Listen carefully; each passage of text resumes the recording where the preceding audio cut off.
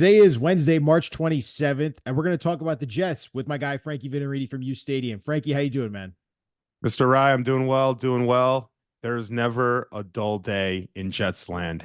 Never. Every day there's something. Every day. That's why I love doing this show, though. We have something to talk about. No, listen, Frankie, every time I get ready to do this show with you, I'm thinking, do we have enough content to talk about the Jets? And then they somehow give us content every single time before we come on. And today we got some doozies. I want to start off with Jadeveon Clowney. He did decide today to sign with the Carolina Panthers over the New York Jets. Now, we knew that Clowney came and visited the Jets after the Mike Williams saga went down, and the Jets brought him in and signed him with the Taylor ham and egg sandwich. Clowney, though, decides to pick the Panthers over the Jets. And there was so much on social media, it felt like, from, reporters, from Jordan Schultz of the world, that, the Jets want Clowney. Clowney wants the Jets. Joe Douglas spoke at the owners' meeting saying, he felt really good about the visit with Clowney. They spoke for an hour in his office. So it was, from all intents and purposes, the meeting that what happened with the Jets, it felt like the Jets knew they wanted to get Jadeveon Clowney signed because it's a piece that they need. It's another pass rusher after losing Bryce Huff. So when you saw that Clowney decided to pick the Panthers over the Jets, how'd you feel about this, Frankie, the way it went down? Well, this is how I really feel about it. This is how I feel about it. That's how I feel. Joe D, go. This is what I feel to Jadeveon Clowney. Who cares about Jadeveon Clowney? Seriously, he's a mid-defensive end. He's been on, 5 different teams. He got $20 million, Ryan. $20 million. Could be $24 million. You're going to pay Jadeveon Clowney, a guy that's probably worth $6.5 to $8 million bucks on a 1 year, $20 million for 2 years.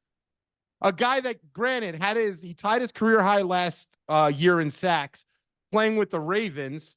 One of the best defenses, if not the best defense in football. And what did the best defense in football tell you, Jadeveon? Go right ahead and go somewhere else. We don't need you here. We don't want you here. Go and negotiate. And who was dumb enough to give him 2 years, $20 million? Which stellar NFL franchise, top of the line one, was willing to do it? The Carolina Panthers, one of the worst run teams today, if not the worst run team, with one of the worst owners in the sport, just gave him money as they're rebuilding, right? The Panthers are rebuilding. I don't care about the move. Business as usual. Whatever you're willing to do, you do before Jadeveon and you do after Jadeveon. He's not like a prototypical edge. He's not someone that you're going to depend on for 10 sacks. He's never had 10 sacks. Last year, he tied his career high. 9.5. I'm not sweating it, man. I don't know why anyone would. What? We're going to pay him $22 million? Well, he could get up to 24. We're going to pay him 25 with incentives? Hell no. Yeah, I mean, for me, I guess I'm a little bit on the other side. Like, I get it. Like, good for you, Clowney. You got your money. Clearly, that's what was the focus of his offseason this year. Like, he didn't go to a winning situation or a winning culture, to your point. He's going to the worst situation, the worst football team in the NFL right now. No matter how many free agent signings they have, just because you make the biggest splashes doesn't mean you're going to be a great team this next upcoming season. I can't get the words out, but hiring a guy in Dave Canales, who I don't really know as a head coach, and I don't really know how good he's going to be or how bad he's going to be. Bryce Young did not look great last year. You're choosing a defense that's middle of the pack. It doesn't have many playmakers. I don't want to crap all over or shit all over the Panthers, but to be honest with you, you're talking about the number 1 defense in the NFL in the Jets. You also played with a pretty damn good defense in the Ravens last year, produced with them, probably one of your best seasons of your career. Deservedly so. You deserve to get paid. But also there's a reason why your market developed this late, because you weren't one of those premier guys like a Bryce Huff that got paid, right? But that's the other part where I want to hit with you on is that the Jets know they screwed up in losing Bryce Huff. They didn't re-sign him. They didn't give him the extension. They let him walk. They didn't trade him when they could have last year before the trade deadline. And they recognize that's a lot of production missing from this defense. And, I saw John Franklin Myers. I know I'm going on a tangent here, but John Franklin Myers spoke a little bit on social media. Keep the doubters coming. You'll be working for me soon. It's like, okay, to be frank, though, John Franklin Myers, you got your money and your production has not been nearly as it was before you got your extension with the Jets, if we're being real. And I could do without a couple of the roughing the passer penalties that you always run into every game. For me, I think the Jets know they need a pass rusher. And this was a little bit of a blow to them because I think they thought they were going to get Clowney at a cheap discounted rate like they have with Mike Williams and Tyron Smith. An incentive-laden deal probably is what Joe Douglas had offered Clowney, and it didn't work out. He chose the money for the Panthers. Good for him. He got his money. But at the end of the day, I'm a little concerned that the Jets seem to be all in on Clowney and couldn't get the pass rusher. So now you have to pivot and try and find another depth pass rusher to add to that defense. Yeah, the Jets at this point, Rye, they're going to have to do their diligence on the rushers coming out in this draft. They're going to have to look at Dallas Turner. You're going to have to look at Latu. You're going to have to look at Jared Verse. I'm not saying you have to draft them. I'm just saying you have to look at them. You have to do your diligence. I actually thought we should have been doing our diligence even before we found out whether Jadeveon was coming here or not. We're at a spot at 10 where BPA makes total sense. And trading back also makes total sense. Either or. I mean, both make sense to me. You have to do your diligence from edge to obviously receiver to tight end. I'm not going to bring up the name because everyone's having hissy fits over the BB. Right. To obviously offensive tackle and maybe a guard at some point down the line too, maybe a swing tackle. So they're going to have to do a lot of work, the Jets, from now until draft day in about a month.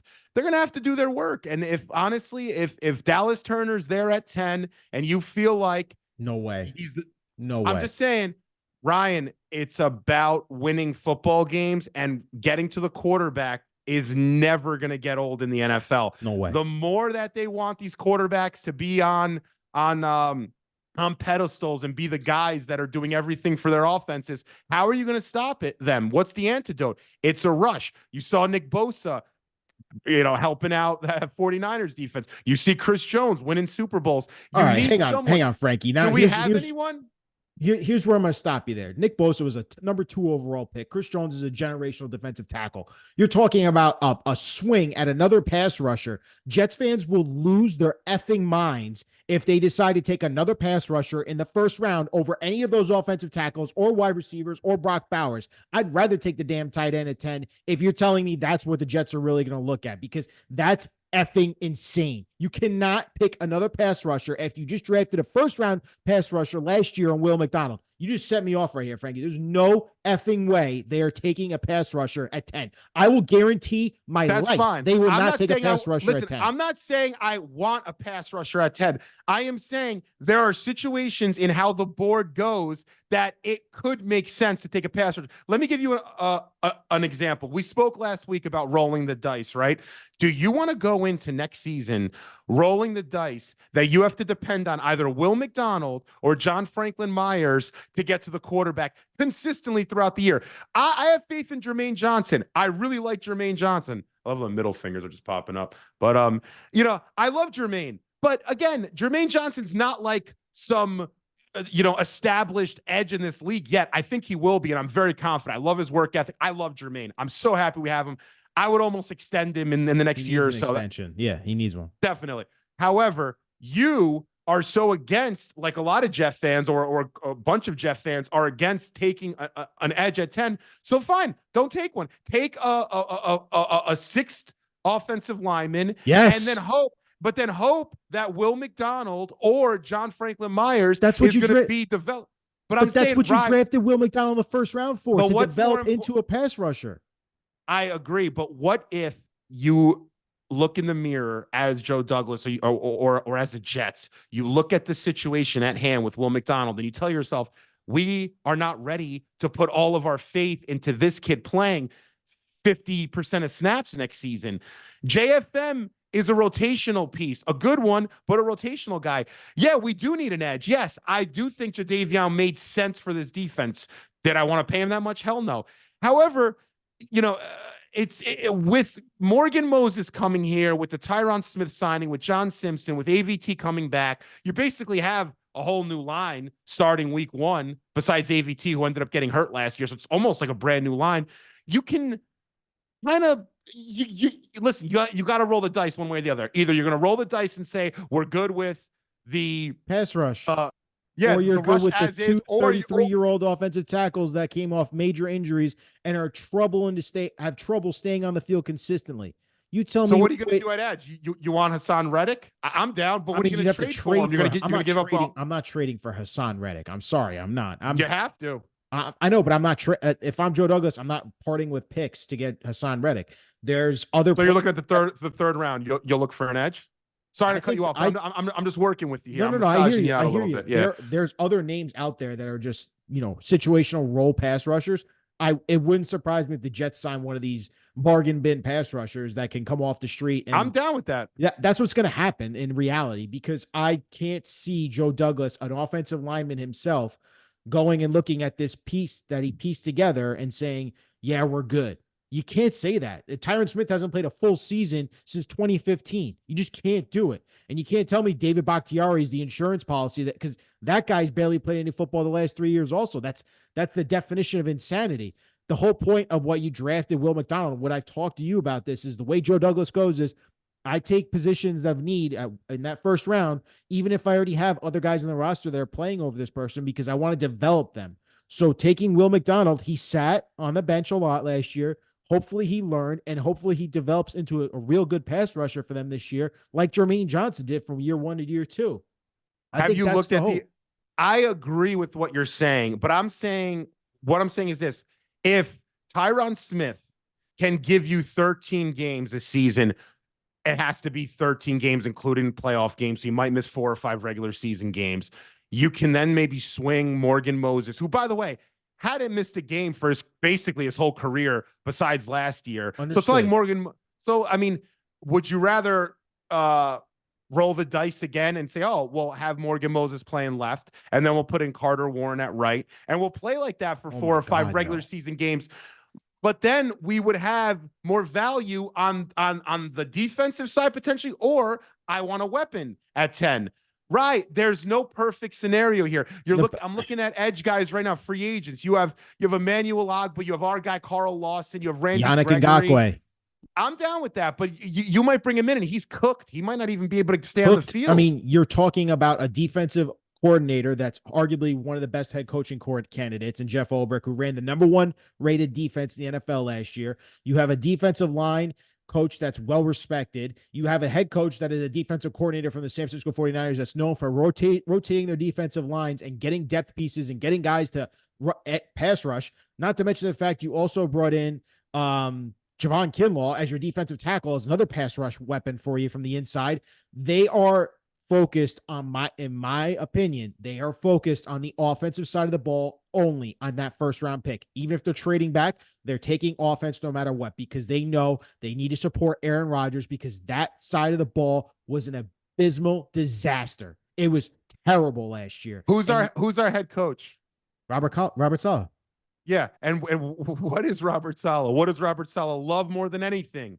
Pass he rushers. loves his defensive linemen. But he got Will McDonald last year. You don't think that he's not going to be in meetings leading up to the draft vouching for those 3 edges I just brought up about 5 minutes ago? No chance. Well, I'm because telling you, he knows it's that he has happen. to support the offense. Otherwise, he's fired.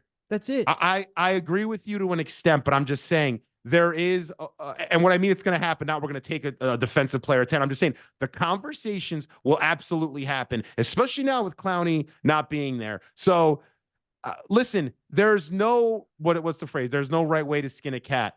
You have to score more points than the other team. And you could do that on both sides of the football. You can prevent them from scoring, and then you need to score. That's it. If they feel like Rodgers coming back with this entirely new offensive line with good quality players, with Lazard playing with Rodgers, bringing in Mike Williams, I agree. I'm not set with that yet. I'm with you, bro. Frankie, but that's insane. That's insanity. It's all right. Well, it's going to be insane if we're playing against Joe Burrow in a divisional round and we can't get to the quarterback because Will McDonald's getting eaten alive by their tackles. Okay. And then JFM. You're the best too. cornerback duo in the NFL. You have one of the best cornerback duos in the NFL. You have the best linebacker duo in the NFL. Figure it out, Jeff Ulbrich. Figure it out, Robert Saleh. That's what you're getting paid all that money for. You guys have had the #1 rated defense for almost 2 years in a row now. Go figure it out. You have plenty of players and talent on that side of the ball. I don't need to hear any more about drafting a first-round defensive player. It's asinine. It's asinine to even think that way. The offense is This is what. what you think about it. Yeah, I gotta dude, get you because a smart GM would drafting know this defensive offense is players. 32nd ranked in the NFL for 2 straight years because Yeah. you missed on the quarterback at number 2, which is what I'm going to talk about next. They cannot support this quarterback enough. I don't care. Aaron Rodgers is coming off an Achilles injury. He's 40 years old. You rebuilt this entire offensive line, but you have 2 very old, injury-prone tackles, and you have an injury-prone right guard who can be all-pro when he's healthy, but he's been hurt the last 2 seasons in Elijah Vera Tucker. You need to draft an offensive lineman at 10. I don't care what anyone says. Draft a freaking offensive lineman because that guy's going to help support and develop that offensive line and give you depth and something that they haven't had in freaking years. Because guess what? In 2010 and 2009, they had the 2 best offensive lines in fucking football. And that's how it brought in the AFC Championship game 2 years in a row. They ran the ball down your throat, and they had the 2 best offensive lines in football. The defense was great, but they had a rotation of pass rushers. And that's what this defense is. They had a great Is Carter Warren depth? No. Okay, that's I'm asking questions. Don't shoot the messenger. I'm just asking questions. I'm just saying, is Carter? I'm saying you're talking about depth? You have Tyler Smith for 1 year. 1 year.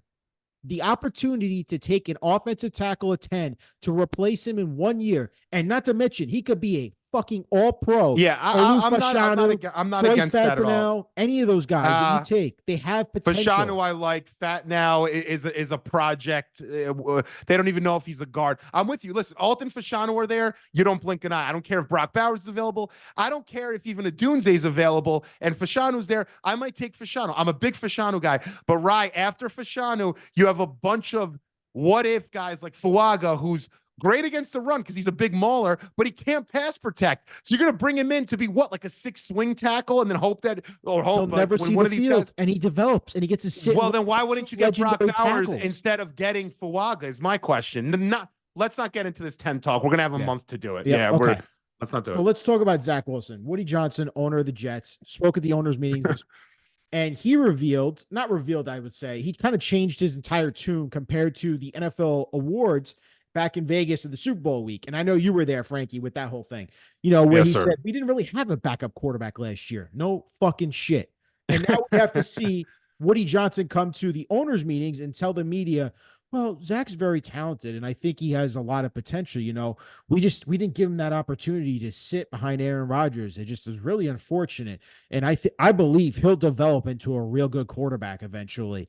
And then when he's asked, are you going to release him if you can't find a trade partner? Because as you can tell, Frankie, the chairs are starting to run out. Everyone's getting traded. Mac Jones has been traded. Justin Fields has been traded. I mean, there's no other teams out there really, if you want to think about it, unless the Minnesota Vikings miss on one of these quarterbacks, which doesn't seem to happen. He said straight up, no, we're not going to release Zach Wilson. So this could play all the way into training camp, Frankie. What did you make of Woody Johnson's comments this week? Listen, man, I think he's just trying his best, and he's not doing a good job at it, but he's trying his best to just get this guy traded. They have to, or else they're not going to cut him and sink $11.5 million on their cap. They're not going to cut him. Why would you cut him? I wouldn't almost cut him because it's $11.5 million. If it was 7, yes. 11.5 is a lot of money. Anything over 10 million in dead cap's a ton. So they're not going to just cut him. He's doing what he can to trade him. He knew what he said was stupid at the owners, at the awards dinner. He knew it was dumb to say that we didn't have a backup. Now he's pulling back and saying that he needs a new, a change of scenery, which is what he should have said originally. He does need a new change of scenery. He's got an amazing arm. He's got everything that we, thought of when we drafted him 2nd overall. It was just unfortunate and blah, blah, blah. Give all the excuses. But again, I don't even think, that matters that much. We have to hope when we go to sleep tonight that there is a general manager or a head coach somewhere in the NFL verse that is looking at this guy and saying, you know what? I could do something with him. I don't know what, but I might be able to do something with him. So, but when you bring him on, you got to pay him that money for this year. And then you have to look at, are you going to activate his 5th-year option, which is over 20 million? But I'm saying, what are you going to do then? Why would you trade for Zach for a year if he's a project? You're what? You want to keep him around for 2 to 3 years. So you're going to bring him in this year. Then what? You'd have to probably extend him for a few years to cut down the salary hit on the 5th year. I mean, it's not a great, it's a bad contract for a team to take on. Yeah. He's He's been a bad quarterback. We're in a weird spot. We should have gotten rid of this kid, and not to play like, revisionist history. We should have got rid of him last year. He should not have been on this team last year. I said it. When Mike White came in, it was over. Get rid of him. Trade him for a 6th rounder then. You could have done it last year. You can't do it anymore. Yeah. Wow, what do you think? What would you do right now? Yeah, so I mean, for me, I would trade him for whatever the hell I can get. If it's a 7th round pick, I'm trading him because. Would you attach a pick to it? Would you trade Zach Wilson and a 5th for a 6th? I would do that, Frankie, if the Jets end up trading back from 10, and let's say they pick up some more picks, then I could swallow trading one of those 5th round picks that you're talking about. Picks are I think that makes out. sense, and I think if we're being honest, I think that's what's going to happen at 10. Like they're going to try. They're trying their best. I can see that. The trading back right now, but anyway, like I think. What that was from Woody Johnson was a complete sell job of please take our hurt quarterback that we don't like and we don't believe in and we completely ruined, and another sad story of us ruining quarterbacks in this franchise. Please take him. He's got great value. He's one of the best. He's a number 2 overall pick for a reason. Doesn't it seem like these Jets guys always get surprised when they're approached by the media? You're at a freaking owners meeting. You're going to be asked questions. It was completely off guard. Even Saleh, the guy comes, he's like, yo, stand up there. They're going to ask you questions. What's going on here? I don't know. It's like they never seen cameras before. No, I mean, for me, like, I think Joe Douglas said it right. He's like, like we've let Zach and his agent try and find a trade. We're going to continue to work through that, and we'll hopefully find a deal. And I think, there's no pressure from Joe Douglas to say, like, I got to get this deal done before the draft, or I got to get this done at the draft. I think by Woody coming out and saying we're not going to release him, and it's like, well, you're kind of taking away a little bit of leverage, I feel like now, because now you're putting your GM in a bind where it's like, got to hold on to him now. And now teams are going to be like, we'll just wait for you to release him because we don't believe your owner. I'm calling BS on that one. That was a complete sell job by your owner trying to drive up his price whatever after he drove it down by saying you didn't have a backup quarterback last year. Oh, it's such a mess and meddling. It's maddening, dude. Woody Johnson, I had no issues with him, I think, growing up as a Jets fan, but then I started to see like all these things of how meddling of an owner he is. And the Zach Wilson saga, I think we're going to learn a lot more years after this when it go down the road. And we find out that this pick was Woody Johnson's pick, that he wanted Zach Wilson because of the JetBlue stuff and, the family. I think 100%, brother. And not because of just that, the flashy quarterback, the jersey sales, you sell more tickets. It's always the quarterback that does that stuff. It's another meddling owner in New York where, Knicks fans are used to it with Dolan. So I think it's frustrating, to see this, and just those comments are so bizarre to me. And it's just, you're so obtuse and you're so oblivious to really what's going on, and you're not letting your GM do his job. Like, that's what bothers me the most. Like, I think Joe Douglas is talented as an evaluator. He's had some misses, don't get me wrong, but at the end of the day, like, I think he's trying to do this the right way. And yes, he's been putting himself in a bind, and there's so much outside noise with this damn team. For him, I think it's tough when your owner just has to push himself into these conversations. In my personal opinion, there was no reason for Woody Johnson to even talk about Zach Wilson. He could be like, that's Joe Douglas and his team. Like, they're working with Zach and his agent, and hopefully they can get a deal done. That's it. That's all you guys say. You know what else? Yeah, I agree. You know what else you can do? You can almost play a reverse psychology card too. Woody Johnson could make it seem like Zach's going to be out of there. Like, yeah, we wish Zach all the best the next year. We're sure wherever he goes, he's going to, be able to, revitalize his career. You can almost do that to give other GMs the thought that, crap, they're in deep conversations. There might be something going on. We got to hop on this. We got to do our diligence. No GM right now is in any rush to go and, look at Zach Wilson. If they're looking for a quarterback in 2-3 years, it's like, they're going to cut this kid, and it's going to be inevitable. So you could almost, they're just, dude, they play everything wrong. That's just, I know.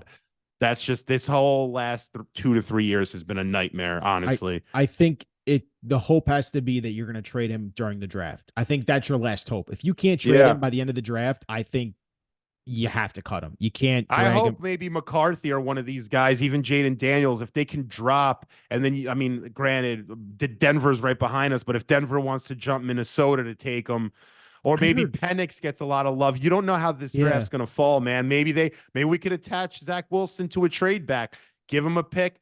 We hop back. They give us an earlier pick. They end up with their rookie quarterback and Zach just sitting back there, and they kind of can give themselves two options. I saw Something the to think odds. about. I doubt it, but Denver was one of the top, I think, 3 teams that was favored to trade for the Jets. So that'd be interesting to oh yeah, see no, it's if for Sean sure, Payton man. wants to try to They deal with want to that. jump Minnesota. Yeah. Well, the other thing, Frankie, to finally wrap up with this entire energetic conversation we've had about the Jets is we heard the More good news? yeah, Is this no, good news or not bad not good news? news, not good news. Come on, we always talk It's, about bad things. Can we talk about something good? I What are you wish, doing man. this weekend? That's no, I'm just What am I doing? I'm assembling furniture. I'm building furniture, and then I'm cooking Easter dinner for my family. you know what? As an older man now, I'm starting to really like the sound of that. I would call you a loser, but now I think that's the way to do it. That's life right now. I'm gonna Got to watch cherish Yankees. those things. I'm gonna watch opening day tomorrow for the Yankees. I'm gonna Let's watch go, Yankees baby. baseball weekend, and then I'm gonna assemble some furniture, and then I'm gonna cook a nice homemade vodka sauce, some baked manigot. It's gonna be good. It'll be good. Now we're talking. All By the way, I right. drafted Juan Soto over Acuna with my first overall pick in my fantasy league That yesterday. was not a good move. Yeah, That you was know not a what good though? I'm a Yankee fan. Let's go. I'm a diehard Soto Yankee for fan too. I MVP. love Juan Soto, but at the end Yeah, of the that's day, a though, stupid pick. Yes. you just passed up 70 stolen bases. Hey, maybe Soto will steal a few. Oh, I got Giancarlo Stanton with the last pick too. Oh yeah, you'll Everyone's steal like, "You're." plenty of bases with those two guys. Let me tell you. Frankie, NFL Network's Colleen Wolfe decided to share what she heard from the NFL owner meetings and said that Jets owner Woody Johnson and the head coach Robert Saleh had a quote very heated conversation. Now, this is not what she heard or saw. This is what sources told her Yeah, yeah. from the meeting. So now we're talking about game of telephone here of I heard Woody Johnson and Robert Saleh. I saw them in this room. We were at the party and they had a heated conversation. Are they yelling at each other? No, they just they looked animated when they were talking to each other. Oh, okay. Frankie, what is this news or not news? Tell me what's going on here, man. Listen, I don't think it's big news, but what I will say is to what we said about a month ago on the show is there is a disconnect between Robert Saleh and Woody Johnson. So you can see it, you can feel it. Everything that we're seeing out of Florham Park kind of points to it. And I think this is another situation that just says that this owner is not happy with the head coach. Now, I know Jeff fans now are speculating online. I'm getting a bunch of people saying, maybe when you said that there was over a 50% chance that Saleh wouldn't last into, this season, that maybe you're right. Maybe I'm like, no. Listen, Saleh is going to be the head coach of this team. But life is crazy. And that's not to say it's going to happen before the season starts. No I'm way, saying is not this late.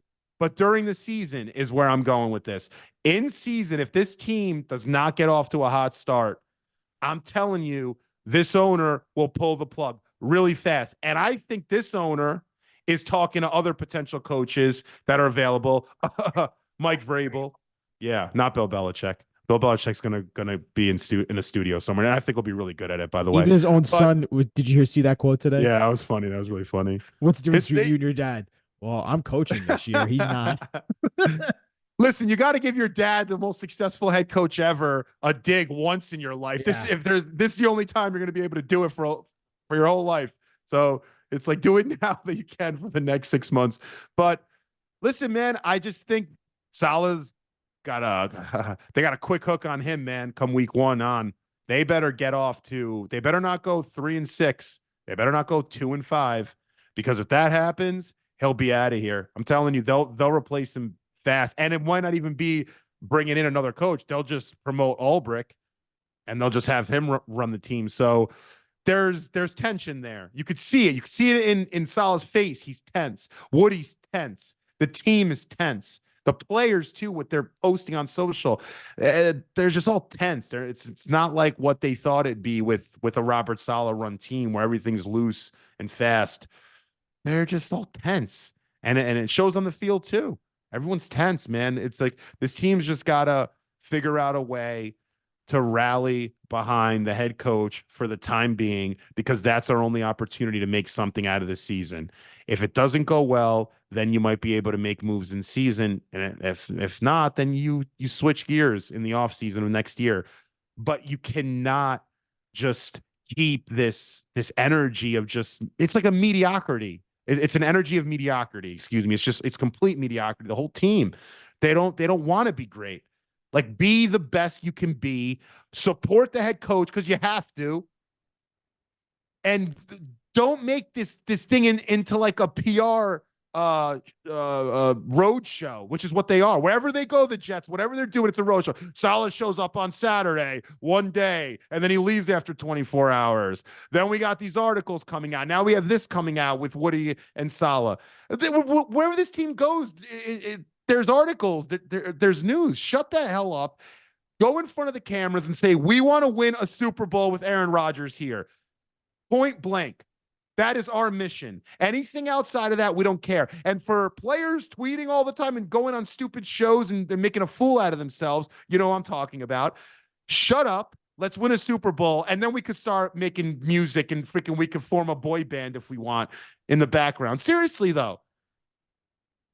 It's a clown show. Nick said it, my business partner at uStadium. It's a Mickey Mouse operation. It really is. Now, Mickey Mouse operations can change. Aaron Rodgers can change things, but there's no control, man. There's no accountability. They're not even accountable for themselves. The owner's not accountable for what he says. The coach doesn't know what the hell's going on. He's just coach speak. He's completely neutered. The team is all over the place. The leaders are not accountable for their own actions. How the hell do you expect the players to be accountable for their actions? Now you see what the players are doing. That's why I like a player like Jermaine Johnson, who you never hear from, you never see him. And then on Sundays, he's the best player on our defense outside of Quincy and Sauce on the field. He's living up to, he's getting better. Every game he's getting better. That's the kind of guys we need, man. That's how it works in New York too. The cameras will follow you. The media needs you. That's how they get paid. I just, for me, sorry, I just ranted, but it's just like, I'm sick of it, man. I'm just done, dude. I'm done. I hear you. I think for me, I think it's kind of like what Saleh said, and I know he's ticked you off here, but the noise is always going to be the loudest on this team until they start winning. So that's the ultimate deodorant. That's a fact also. You're up 100. That's true. I think something like this with Colleen Wolfe saying she overheard something, like, for me, this would never be a story if the Jets win football games. And that's how you shut it up. You got to go out there and actually win this season. Go make the playoffs. Go win a round or two. Put some put some fans in the stands. Make them happy. Sell a bunch of new jerseys and all that stuff. And yeah, we won't be talking in the negative light about you guys anymore. That's how you solve it, honestly. Perfectly said, brother. That is the easiest, fastest, most seamless way to change the culture. It's by winning. Games. That's all it is. Yeah, that's all it's about too. That's all it's always about. It's about winning football games. You could say and do whatever you want. You could sign whoever you want. The Panthers are on a spending spree. I'm sure that's going to go very well for them. It doesn't matter what you spend. It sometimes doesn't even matter who you draft. It matters what kind of culture you have. You could bring people in and you can win the big one.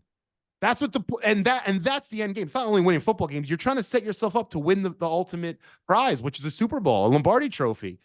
So when we're talking, like, we're going to have a lot of conversations about this on future shows, but and we'll talk about it next show, I am not yet convinced that drafting an offensive lineman right now puts us in a better spot necessarily to win a Super Bowl than a weapon potentially. We could talk about it next show. I've been speaking all week about it. Let's not open that. Let's not open that can of worms. I'm trying to get you going. I know you are. You got me going already. I can see the heat's coming out of your face. Popping out of my head. Yeah, I could see it. Damn. You can fry an egg on that thing, dude. You're the man. Thank you for mine too. I'm sorry.